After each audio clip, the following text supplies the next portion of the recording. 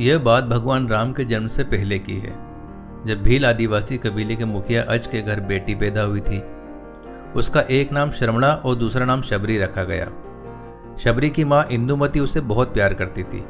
बचपन से ही शबरी पशु पक्षियों की भाषा समझकर उनसे बात करती और जब शबरी की माँ उसे देखती तो कुछ समझ नहीं पाती थी।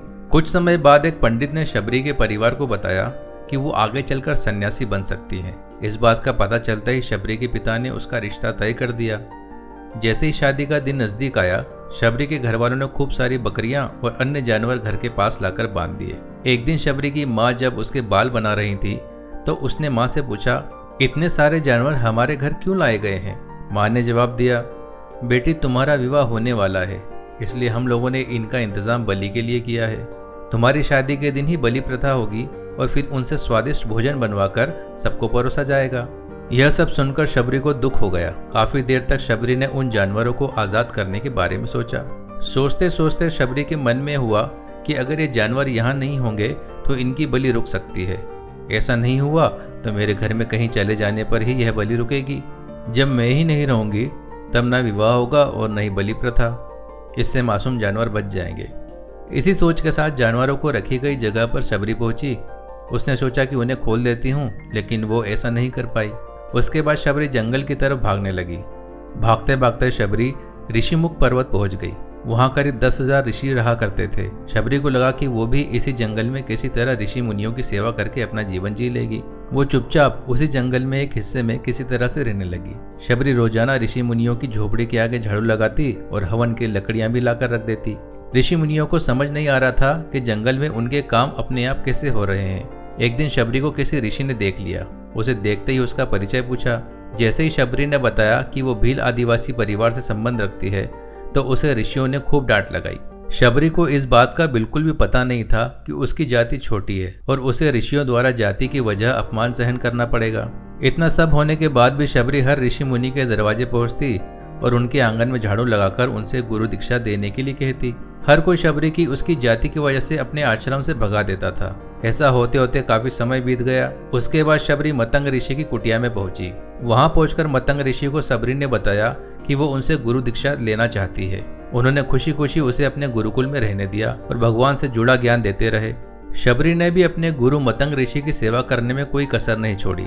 वो गुरुकुल के भी सारे काम करती थी। शबरी से खुश होकर मतंग ऋषि ने उसे बेटी मान लिया था। समय के साथ मतंग ऋषि का शरीर बूढ़ा हो गया। उन्होंने एक दिन शबरी को अपने पास बुलाया और कहा, बेटी मैं अपना देह त्यागना चाह रहा हूँ। बहुत साल हो गए हैं इस शरीर में रहते रहते। शबरी ने दुखी मन से कहा, आपके ही सहारे में इस जंगल में रह पाई हूँ। आप ही चले जाएंगे तो मैं जीकर क्या करूंगी? आप अपने संग मुझे भी ले जाइए, मैं भी देह त्याग दूंगी। मतंग ऋषि ने जवाब दिया, बेटी तुम्हें चिंता करने की जरूरत नहीं है। राम तुम्हारी चिंता करेंगे और ध्यान भी रखेंगे। शबरी ने राम का नाम सुनने के बाद पूछा, वो कौन है और उन्हें मैं किस तरह से ढूंढूंगी? मतंग ऋषि ने बताया, राम कोई और नहीं भगवान है। वो तुम्हें सारे अच्छे कर्मों का फल देंगे। तुम्हें उन्हें ढूंढने की कोई जरूरत नहीं है।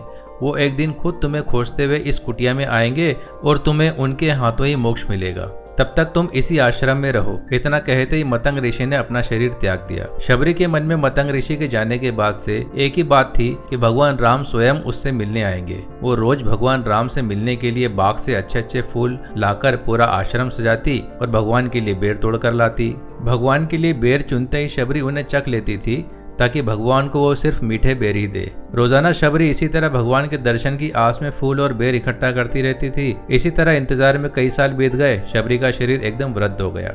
एक दिन आश्रम के पास के ही तालाब में शबरी पानी लेने के लिए गई। तभी पास में ही एक ऋषि ने उसे अछूत कहते हुए वहां से भागने के लिए कहा और एक पत्थर मार दिया।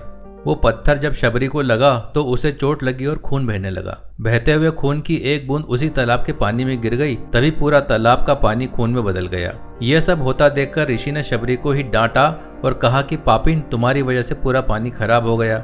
ऋषि उस पानी को साफ करने के लिए अपनी कई तरह की विद्याओं का इस्तेमाल करते। कई सारे जतन करने के बाद भी कुछ नहीं हुआ। फिर उन्होंने गंगा जैसी कई पवित्र नदियों का जल भी उस तालाब में डाला। फिर भी तालाब का पानी साफ नहीं हो पाया और वो खून जैसा ही रहा। कई सालों तक तालाब के पानी को साफ करने की कोशिश के बाद भी कुछ काम नहीं आया तो ऋषि ने थककर सब कुछ छोड़ दिया। इस घटना के कई सालों के बाद भगवान राम अपनी पत्नी सीता के हरण के बाद उन्हें ढूंढते हुए उसी तालाब के पास पहुंचे। ऋषि मुनियों ने उन्हें पहचान लिया। भगवान को वहां देखकर ऋषियों ने तालाब का पानी साफ करने के लिए भगवान को अपने पैर उसमें डालने के लिए कहा, लेकिन पानी जैसे का तैसा ही था। ऋषि मुनियों ने भगवान से कई अन्य जतन करवाए लेकिन वो पानी जस का तस खून जैसा ही रहा। तब भगवान ने ऋषियों से पानी के रक्त में बदलने की कहानी पूछी। तब ऋषि ने शबरी को पत्थर मारने वाली सारी बात बता दी। उसके बाद कहा कि वो महिला ही अपवित्र है, छोटी जात की है, इसलिए ये सब हुआ है। उसी वक्त भगवान राम ने कहा, ये सब आप लोगों के खराब वचनों से हुआ है। शबरी को इस तरह के शब्द बोलकर आप लोगों ने उसे नहीं बल्कि मेरे दिल को घायल किया है। इसी घायल दिल के रक्त का प्रतीक यह तालाब का लाल पानी है। आगे भगवान राम बोले, कहाँ है वो माई, मैं उनसे मिलना चाहता हूँ। तब तक शबरी उसी तालाब के पास पहुँच जाती है। इस दौरान शबरी के पैर को ठोकर लगती है और कुछ धूल उस तालाब में गिर जाती है। तभी सारा पानी साफ हो जाता है। भगवान सबसे कहते हैं कि देखिए, आप लोगों ने क्या कुछ नहीं किया लेकिन पानी साफ नहीं हो पाया। अभी सिर्फ उनके पैर की थोड़ी सी धूल ने ही तालाब के पानी को साफ कर दिया है। भगवान राम को शबरी पहचान चुकी थी। उन्हें प्रणाम करके शबरी ने कहा, भगवान आप मेरे साथ कुटिया में चलिए। भगवान भी खुशी खुशी शबरी के साथ चल पड़े। फूलों से शबरी ने भगवान राम का स्वागत किया। वो सीधे बेर तोड़ने के लिए भाग गई और चकचकाकर उनके लिए बेर लेकर आई। उन्होंने बड़े ही प्यार से भगवान राम और उनके भाई लक्ष्मण को बेर दिए। भगवान राम ने भी उतने ही प्यार से उन बेरों को खाना शुरू कर दिया। तभी बेर देखकर मुंह बनाते हुए लक्ष्मण ने कहा, भैया ये बेर झूठे हैं, इन्हें आप कैसे खा सकते हैं। भगवान ने जवाब दिया, लक्ष्मण ये झूठे नहीं बल्कि बहुत मीठे हैं। शबरी माई हम सबके लिए बहुत प्यार से तोड़कर लाई है। इतना कहकर भगवान राम प्यार से उन बेर को खाने लगे। भगवान ने जाते हुए शबरी माई से कहा, आप मुझसे जो चाहे वो मांग सकती हैं। शबरी ने उन्हें कहा, मतंग ऋषि के कहने पर मैं आज तक सिर्फ आपके दर्शन करने के लिए जी रही थी। अब आप मुझे मोक्ष प्रदान कीजिए, मैं अपना शरीर आपके सामने ही त्यागूंगी। उसी वक्त शबरी ने अपना शरीर त्याग दिया। भगवान राम ने अपने हाथों से उनका अंतिम संस्कार किया और सीता माँ की खोज में आगे बढ़ गए। इस तरह से ऋषि मतंग की बात सच साबित हुई और शबरी को भगवान राम के दर्शन भी हुए। तभी से भगवान राम को शबरी के राम भी कहा जाने लगा।